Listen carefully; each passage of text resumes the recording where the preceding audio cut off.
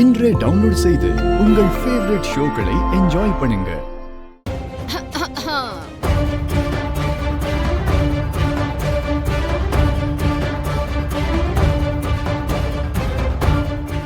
என்ன பூமி, உங்களுடைய பிளான் எல்லாம் இம்ப்ளிமெண்ட் பண்ணிட்டீங்களா? சாரதா வீட்டுக்கு போன பிளான் எல்லாம் ஃபெயிலியர் ஆயிடுச்சுன்னு அழு மூஞ்சியோட உங்ககிட்ட சொன்னான அந்த கிருஷ்ண பிரசாத். வேற என்னமா சொன்னா?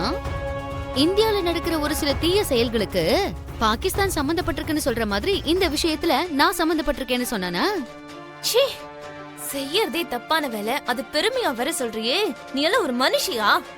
எவ்வளவு கீழ்த்தனமா இருக்க. இங்க பாரு பாப்பா, வார்த்தையில மரியாதை இருக்கணும். பசு எங்க அபூர்வா விட ரொம்ப பிரமாதமா யோசிக்கும்னு நீ சொல்ல வரியா? இந்த விலங்கெல்லாம் யோசிக்க ஆரம்பிச்சிட்டா மனுஷங்க சாப்பிடறதுக்கு இந்த பூமியில சாப்பாடே இருக்காது. புல்லு திங்கிற பசு கொம்பால முட்டி கொன்னுடும். இதுல அசைவம் சாப்பிடுற விலங்கு நம்மளே சாப்பிட்டு முழுங்கிடும். கொஞ்சம் இரு சித்தி, பூமி தான் திட்டிக்கிட்டு இருக்கால, திட்டட்டும் விடு. Do you know one thing? ஒரு மனுஷன் தோத்து போகும்போது யாரையாவது திட்டுமா இல்ல அவனையே திட்டிக்குவான். இப்ப பூமி கூட அதுதான் பண்ணிக்கிட்டு இருக்கா. அப்படிதானே பூமி? ஆமா, உன்னோட கதைய முடிக்கிற நாள் வர வரைக்கும் எனக்கு காத்துட்டு இருக்கிறத தவிர வேற வழி இல்ல. வெயிட் பண்றேன். வராத நாளுக்காக நீ வெயிட் பண்ணிக்கிட்டே இருந்தன்னா கடைசியில வரக்கூடியது மரணம்தான். அவன் வரக்கூடாதுன்னு நீ நினைக்கிறத நான் எப்போ தெரிஞ்சுக்கிட்டேனோ அப்பவே அவன் கண்டிப்பா இங்க வரணும்னு நான் முடிவு பண்ணிட்டேன். நீ அவனை தடுக்கிறதுக்காக செய்ய போற விஷயங்களை எல்லாம் நான் தடுத்துருவேன்.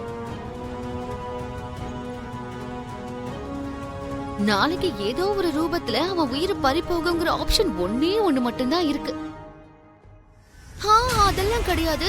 நான் என் அப்பாவுக்கு இன்னும் நெருக்கமாகி அவரை சம்மதிக்க வச்சு அதுக்கப்புறம் நான் ககனை கல்யாணம் பண்ணிக்குவேன்னு நீ சொன்னா அது நடக்காத காரியம்.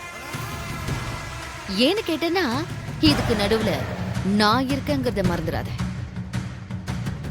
நீ எவ்வளவு பெரிய திட்டம் போட்டாலும் சரி, நான் சொடக்கு போடுற நேரத்துல அதை முறியடிச்சிட்டு போயிட்டே இருப்பேன். எதுக்கு சொல்றேன்னா, ஆப்போசிட்ல இருக்கிறது ககன். அந்த ககன் மேல உன் அப்பாவுக்கு எந்த அளவுக்கு கோபம் இருக்குன்னு நான் உனக்கு சொல்ல வேண்டிய அவசியமே இல்ல. அதனால நீ ஒரு வேலை பண்ணு. நாளைக்கு அவன் கூட நீ வெளியே போயிடு. உன் அப்பாவை மறந்துட்டு நீ நிம்மதியா அவன் கூட வாழ்க்கை முழுக்க சந்தோஷமா இருந்துக்கோ. You know what? உன்னோட விஷயத்துல உன் நல்லதுக்காக இந்த அபூர்வா கொடுக்கிற பெஸ்ட் அட்வைஸ். நீ கொடுத்த அட்வைஸ்க்கு ரொம்ப தேங்க்ஸ். இப்போ கிளம்பு.